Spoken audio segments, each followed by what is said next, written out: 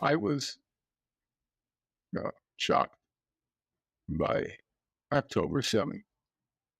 And I don't know how it will end, but I don't think it's anywhere near over. And I think we could be headed towards a point where I'm 70, you're a young man, where it could become terminal for humanity.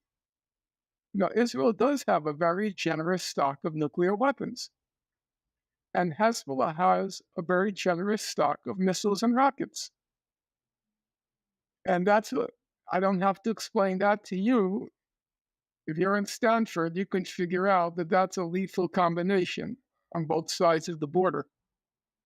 And many people, including Benny Morris, who you mentioned earlier, Benny Morris is very eager for an attack on Iran now.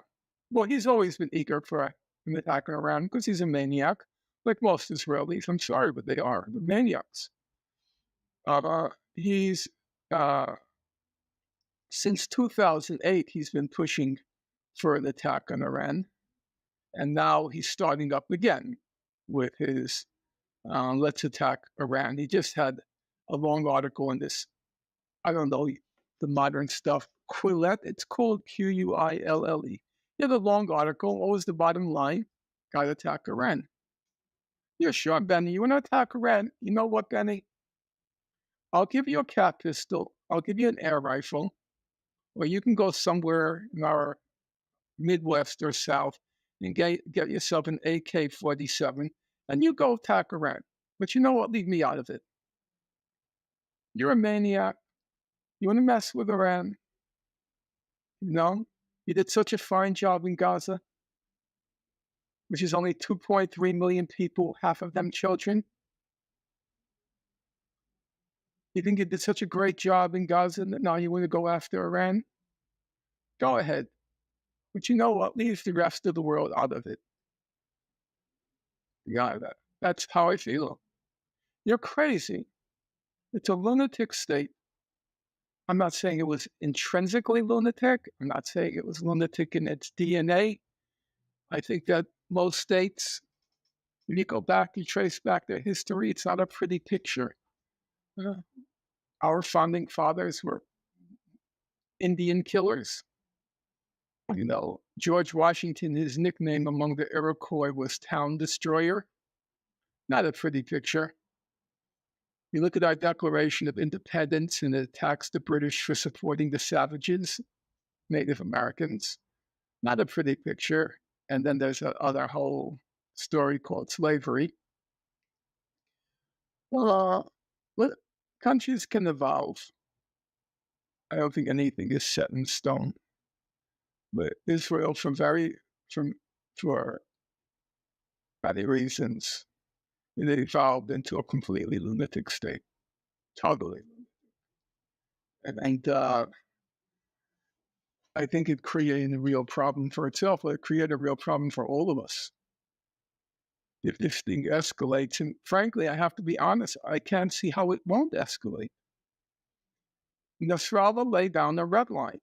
The red line was, we will not accept a Hamas defeat.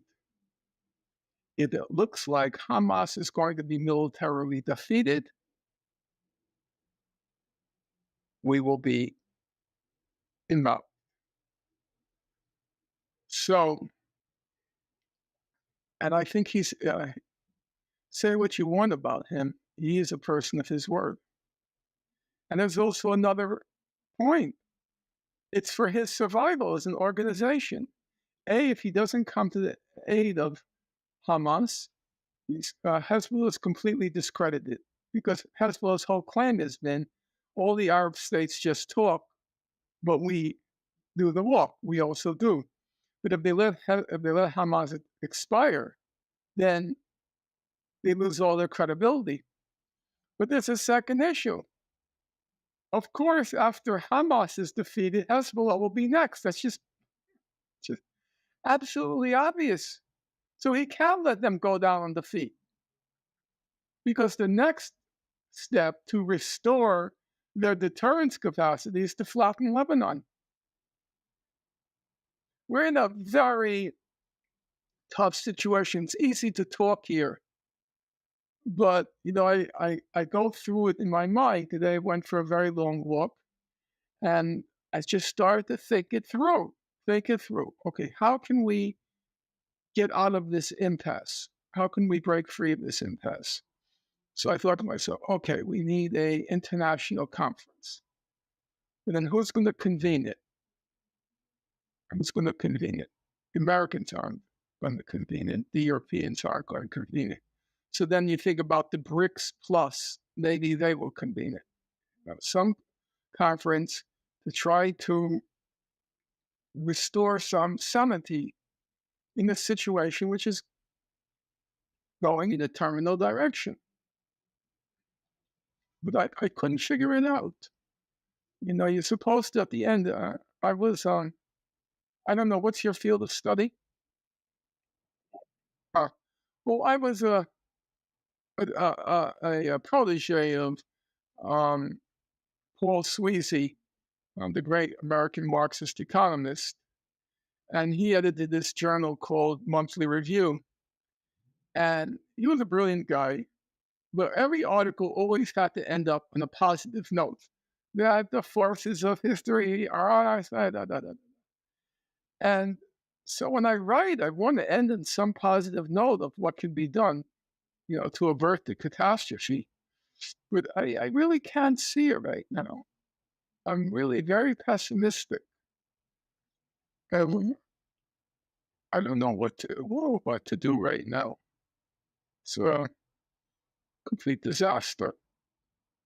It was a disaster. It didn't have to happen if you look at the historical record, and I know that record very well. It was a disaster that didn't have to happen. But the expression of having gone beyond the point of no return. And I'm not sure we haven't gone beyond the point of no return. It's very sobering.